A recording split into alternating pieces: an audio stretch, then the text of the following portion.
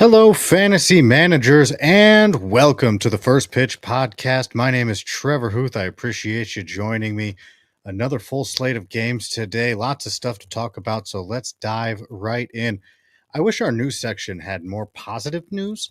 Unfortunately, a lot of this is just, injuries, players leaving early. So let's dive into it. There's a lot of little things that have been happening and definitely some things to consider as we move forward with our fantasy seasons. First things first, Seiya Suzuki exited the game today with a wrist issue. It has not been classified as anything yet other than wrist soreness. So the degree of it, as far as I've seen, is not known quite yet. There hasn't been any moves made. He may be day to day, but he did leave the 16-0 route that the Cubs had of the Dodgers with wrist soreness. It's his right wrist. He was DHing. So again, we'll see how bad that is in the coming days. There's no news about it right now other than the fact that he did leave the game. Moving on, Brooks Lee is set to come back. He was lower back tightness was keeping him out, but he is set to return. And the Twins option Jose Miranda after his bonehead move on the bases, just not great. But again, Brooks Lee coming back, that is great. That's more fun. Again, a former top prospect on his way back. Lower back tightness is what kept him out. Richard Fitz exited the game. He was having a great game, had 5 shutout innings, 5 strikeouts, but he had shoulder pain. So Richard Fitz left the game as well. Again, we'll see how bad that is in the coming days and what kind of moves need to be made. But he was rolling, and unfortunately, right shoulder pain. He exited from his game. Henry Davis, former first overall pick, is coming back up to the Pirates. This comes after Joey Bart left with lower back discomfort. So now, assuming all's healthy, you have Joey Bart, you have Andy Rodriguez, you have Henry Davis, and Davis is back on just a catching mindset.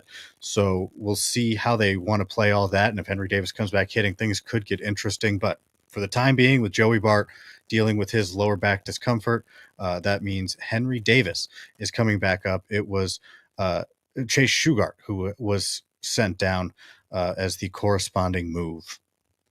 Marcus Stroman to the 15-day IL with left knee inflammation. Alan Winans was selected, so he's coming up to the Yankees. Marcus Stroman been having a really tough year, at least a tough last few starts, and that culminates with, again, a 15-day IL stint for him. So whether he was, pitching worse than expected because of the injury or whatever the case is, he's going to be out. He's on the 15-day IL. The White Sox send Austin Slater to the 10-day IL with a torn right meniscus. Greg Jones is coming back up. And again, I wish I had more positive news in this news cycle, but today it's just been a lot of injuries and guys tweaking and heading out. But once again, Austin Slater for the White Sox heading to the 10-day IL with a torn right meniscus. Greg Jones coming back up. Another injury, C.J. Abrams with the Nationals goes on the 10-day IL with a right hip flexor strain. And that means Nasim Nunez is getting called up. Mason Wynn is another big one. He's headed to the 10-day IL. Nolan Gorman was activated. That means that Thomas Segis is going to be getting a lot of the reps at shortstop, it seems like. And so hopefully for the Cardinals and for some of my fantasy lineups, Nolan Gorman comes back and starts hitting a little bit better than he had. Mason Wynn, once again, headed to the IL. If you need a shortstop, though, Segis is mostly second base eligible. I believe that's all he has right now. So, depending on how long this stint is, Thomas Segis, if he continues to hit pretty well as he has after the call-up, might be getting shortstop eligibility as well. Definitely something to look out for. I know I talked about Ben Joyce's injury yesterday. I don't know if I officially mentioned it or if it was officially out when I recorded, but Ben Joyce to the IL with right shoulder inflammation. Michael Darrell Hicks was promoted in that as a corresponding move there. With the Athletics, JT Ginn was called up. Angel Perdomo DFA'd. Ginn went 5.1 innings, struck out 6, 1 earned run in the outing today following his call-up. So a good outing for him. Let's dive into some highlights from yesterday's games. Josh Young, let's start there. Oh my gosh, he's been on fire since he's come back from his injury. Another couple of hits and a double for him. He's 8 for 16 with 3 doubles, a triple, and a home run since coming back from his injury. So he has been absolutely on fire. It's only been 4 games, but it's been absolutely amazing to see. Again, 8 for 16. He is absolutely on fire. Michael Bush with the Cubs, 4 for 6 today, two doubles and a home run. Carson Kelly, also on the Cubs, did have a double home run game. He hit two of them. And sticking with the Cubs, Gage Workman, the former Tiger, the Rule 5 pick, who's kind of been sitting there, has been waiting on his first major league hit. He had two of them today, including a double, and he added a steal. So congratulations to Gage Workman on his first MLB hit. He played gotten a few at bats, hadn't had it yet, so now he does. Speaking of hitters who are just hitting the ball pretty well right now, Alec Thomas. That's kind of an interesting situation, that center field situation with the Diamondbacks, just because they've been splitting time between Jake McCarthy and Alec Thomas. Alec Thomas went 2 for 4 with a triple today. He's hitting 323 early on following this game.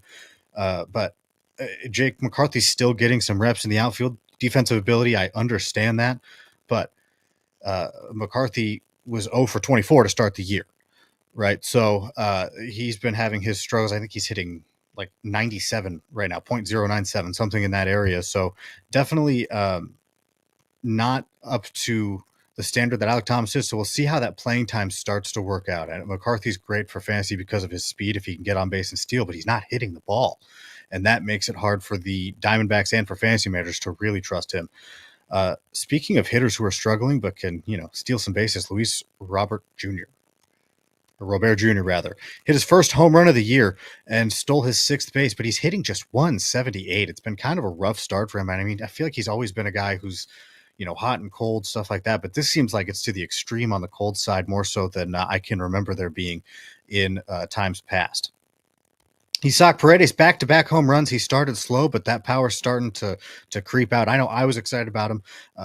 Just pulling the ball in the air into the Crawford's boxes seemed like something that was just great. Like it was going to pay dividends for fantasy managers. Slow start for him, but back-to-back days with a home run. Now you love to see it. I know I talked about Yanier Diaz hopefully breaking out after yesterday. He had an 0 for 4, so you don't love that. But a catcher who is hitting the absolute cover off the ball right now, Sean Murphy, since he came back from his injury. He had 2 home runs today. You love to see it.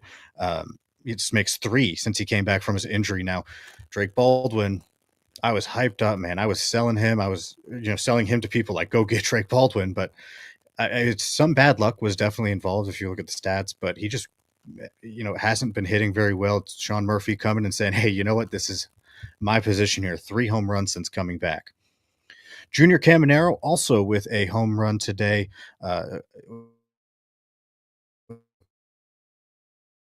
It's only second of the year. That seems low. Hopefully he can catch some fire there with his power. Unless I don't have him in a league and I'm playing against him, then I guess that's not great.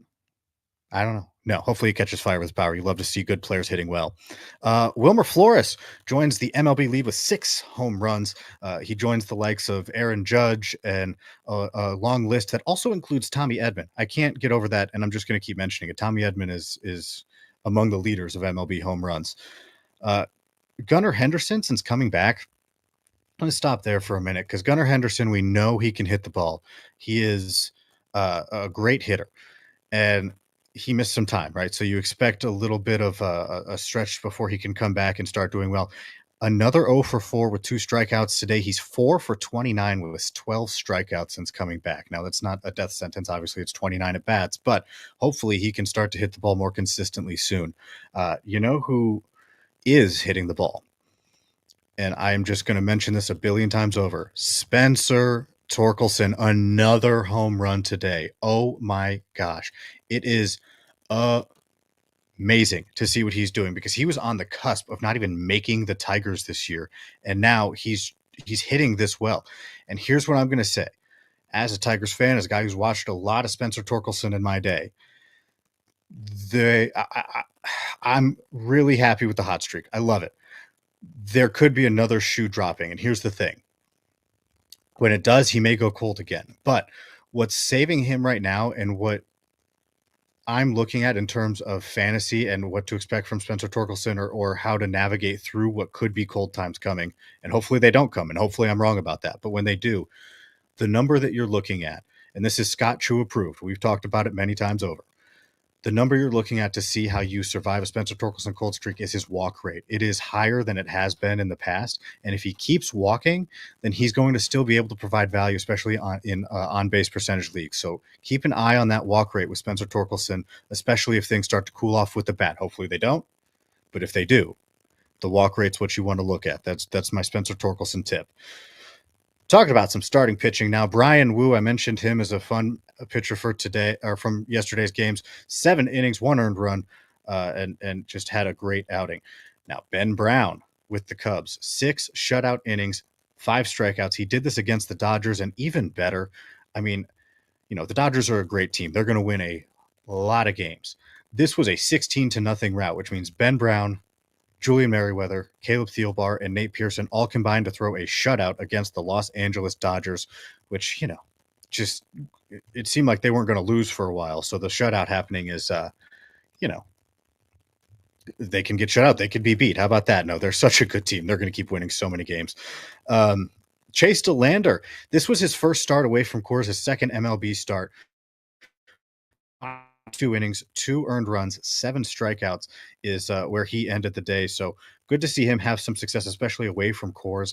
Rockies pitchers are just hard. I know DeLander has nasty stuff, and I know DeLander's a guy who everybody's talking about as being able to survive Coors, but it's just hard. And to see him pitch like that away from Coors is really good, and gives me some positive vibes at least.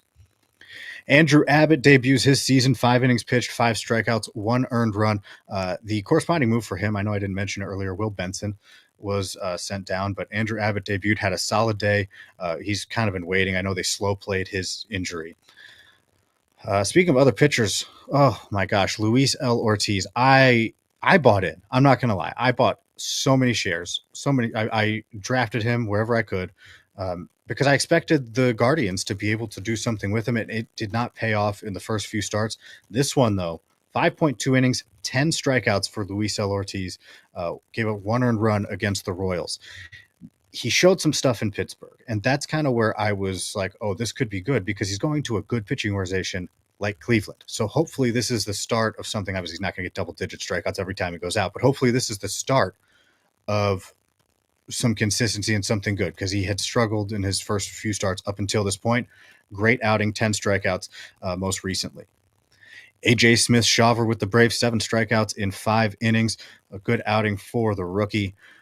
Drew Rasmussen, 5 shutout innings, 7 strikeouts and a walk.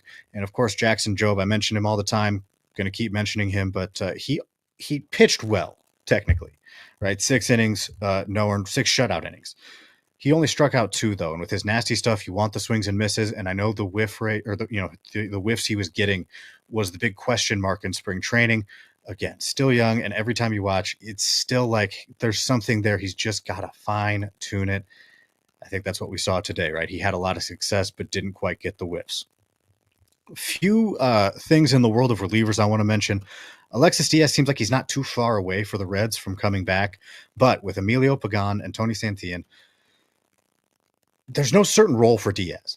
And that's kind of, it seems like that could be up in the air. So if you are somebody who is, using Pagan or Santillan to try to get saves or holds in the absence of Diaz, it seems like you may be able to hang on to him farther than the return of the expected closer. So make sure to pay attention to Rick Graham and what he's saying, because he's always all over that stuff. And I even asked him about Santillan today, and that's kind of the answer that I got.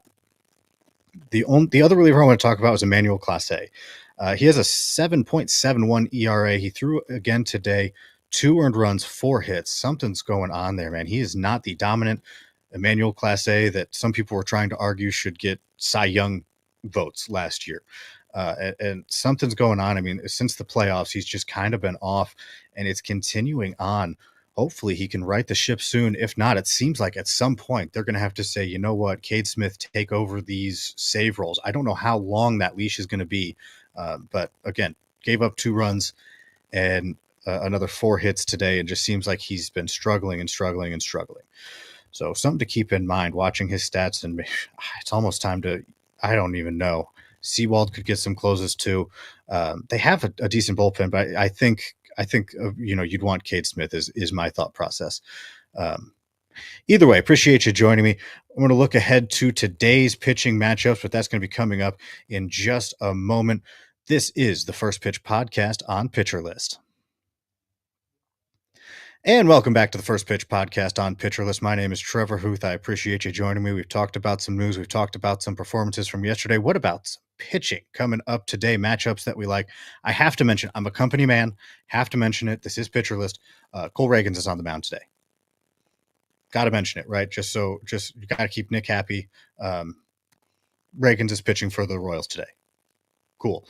Got through there. Mackenzie Gore going against the Marlins. I love that matchup a lot because I'm a huge Mackenzie Gore fan. I know that he's a guy who shows flashes and maybe some inconsistency, but he's going against a Marlins lineup, and hopefully he can be the good Mackenzie Gore, and we can see some absolute domination. Could be a really fun outing if you like pitching. Garrett Crochet facing off against the White Sox. Fun because A, former team, B, good pitcher, not very good team. And Shane Smith, the first overall Rule 5 pick, will be facing off against him. So, somewhat of a fun matchup because Smith has been pretty good so far this year also. Looking for Zach Gallen to bounce back against the Brewers in his matchup. He's got a 5.28 ERA. I know he had a really, really good game against the New York Yankees, this good offense, where he threw a shutout against them in the innings that he pitched. But then Baltimore in his most recent outing gave up 5 earned runs. So hopefully he can bounce back a little bit, have a little bit better outing against the Brewers. Casey Mize, got to mention Casey Mize. I mean, if I'm talking torque, the first overall pick as a hitter, Casey Mize, first overall pick as a pitcher for the Tigers, has looked a lot better. Hopefully he can continue on the path. And the Tigers, man, they're looking good. So need Casey Mize to do that. And finally, my matchup of the day. I love giving this, love looking for it. If I'm going to watch one pitching matchup for today's games, the last 2 days, it's been the Mariners and Rangers series. Not going to pick that again. It's Eovaldi versus Logan Gilbert, but I'm not picking that one. I'm going to choose a different one. So I'm going to move to a different series. Finally, I know I've been waiting on that, but my matchup of the day, Braves versus Rays. Chris Sale versus Shane Baz. Could be a lot of fun. I think that's going to be a good one, and one that I'm definitely paying attention to. See how Sale does, and of course, the high octane stylings of Shane Baz. He's been, just rough luck for him, and hopefully, a good outing. Can't wait to see that. Thank you for joining me here on this First Pitch Podcast. If you're not part of our Pitcher List Discord, please consider joining. Lots of good conversation going there. I'm around the channels quite a bit throughout the day. So is Jake Crumpler and a bunch of our amazing writers. Also, be sure to check out the site for all the great articles that come out. We have the hitter list, we have the reliever list, we have the pitcher list. Those get updated all the time. Those are very popular articles, of course, written by Nick does the pitcher list, Scott Chu does hitters, and Rick Graham does relievers. So some great stuff coming constantly on Pitcher List. But for right now, I appreciate you joining me, and I will see you guys next weekend. My name is Trevor Huth. This has been the First Pitch Podcast, part of Pitcher List.